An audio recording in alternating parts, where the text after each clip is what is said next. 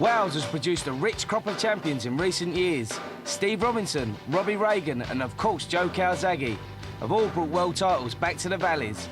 Barry Jones also makes that role of honour, a man used to taking the long route to success. I call it punches in bunches was what I done. No power but lots of speed. He's a quick thinker, quick hands, quick movements, quick decisions.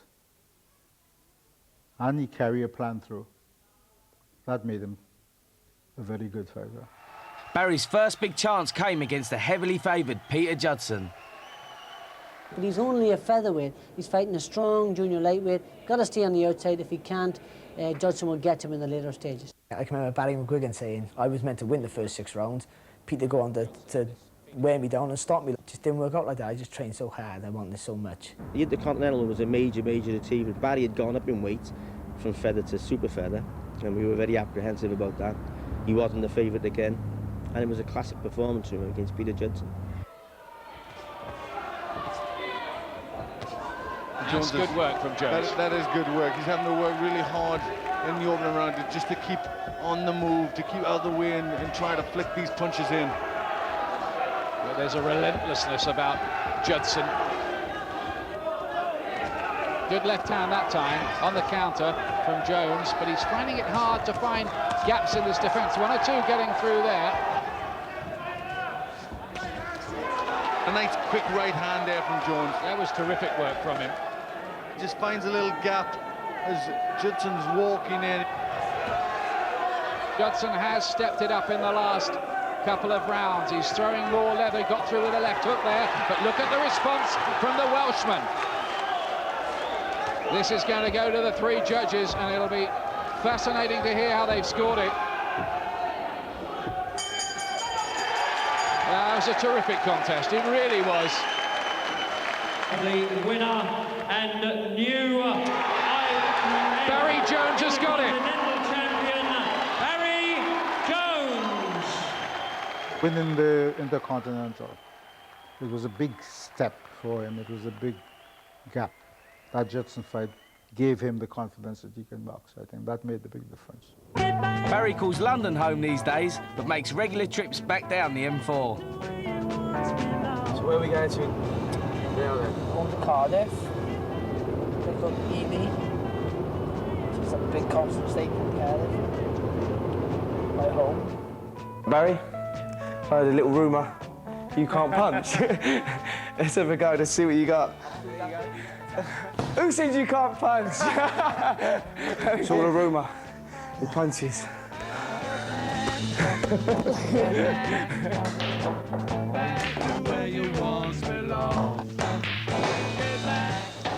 you go, Spence. Finish my career on a win. Mr. Jones, I accept defeat gracefully. A pleasure, Okay, mate. Cheers, mate. True champion. Veteran Frenchman Afif Djelti has been the scourge of our super featherweights in recent times. But when Barry met him, it was a very different story.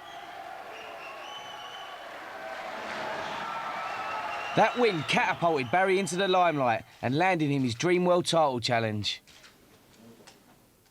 The world title, well, that was just a dream come true for everybody, I think, and a marvellous day. Big time now for Barry Jones. Palacios corner waving him forward again, asking to put a bit more pressure on Barry Jones. Certainly just feeling now that the fight is beginning to swing the Colombian's way.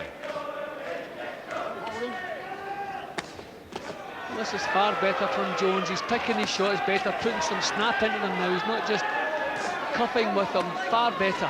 It's sort of grueling fight. It wasn't a classic encounter, and it was very tit for tat. I wobbled him actually in the 9th round.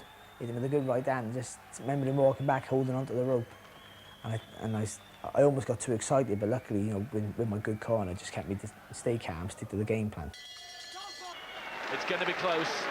The winner and new WBO super featherweight champion of the world, Barry Jones! The occasion was just brilliant, and to win a world title, to achieve your lifetime ambition, was just something now that could never ever. The rest of my life will probably feel like an anticlimax after that. But with the world seemingly at his feet, disaster struck. A failed brain scan sent him into the boxing wilderness.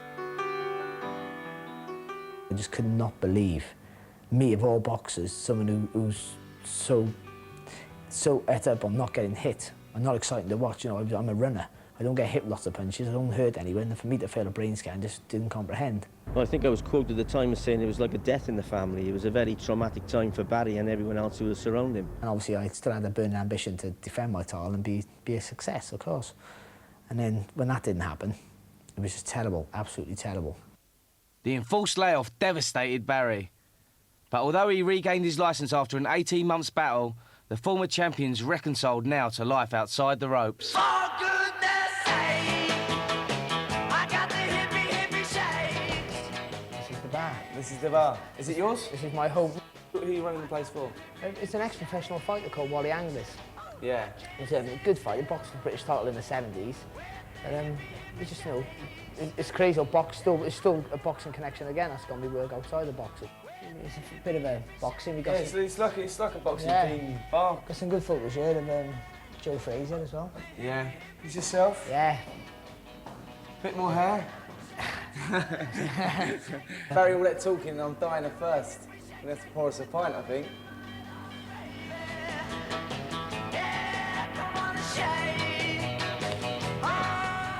Thank you, old boy. Sorry, mate. Cheers. However, he did make one last attempt to regain that title against the formidable Acelino Freitas, and there was an immediate controversy at the weigh-in.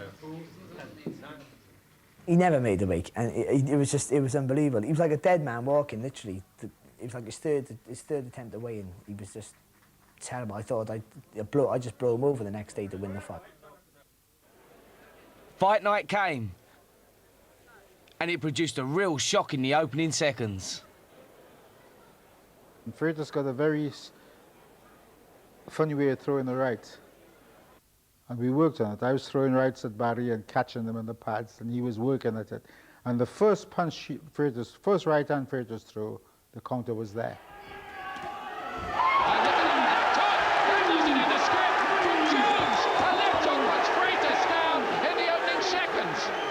That's amazing.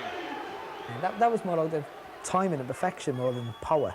Just came up with a sweet left hook and he went down. And he done a really clever thing. He spat his gum shield out, gave him like an extra 20 seconds rest. And then he got up then and it was all one-way traffic his way.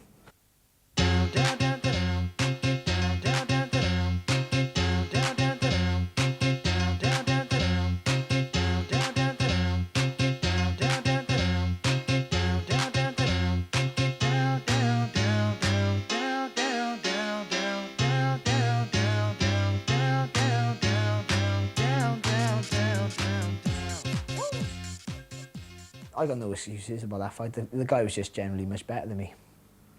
He just was. I'm happy to know that I've done my best.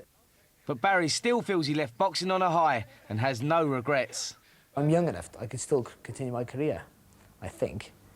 But I just wouldn't have that same spark. There'd be something missing and I would never want to go in there and not be able to give 100%. As a fighter, I'd say he's good.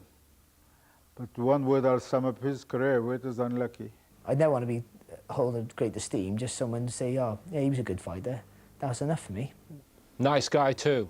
And like Mickey Cantwell, one of the skillful practitioners. Good to see him again, wasn't it? Great to see him, you know, great to see him with no grudges with him as well, you know. And he won what every young kid aspires to do. He won a world title and he must be a very proud man. And the way he did it as well, making the most of the skills he learned from the amateur game, that's got to be an encouragement to others, hasn't it? Oh, without a doubt. You know, he didn't have much power, but he took the 3 rounds and took it into 12 rounds. You know, and he done what, you know, what boxing was about, the art of boxing, not getting hit. And he lost to a class man when he went, didn't he, Duke? Well, Freitas today is a modern-day great, or he's on the way to becoming a modern-day great. You know, that guy's a fearsome puncher. Nobody wants to fight him now, and Barry had him on the deck.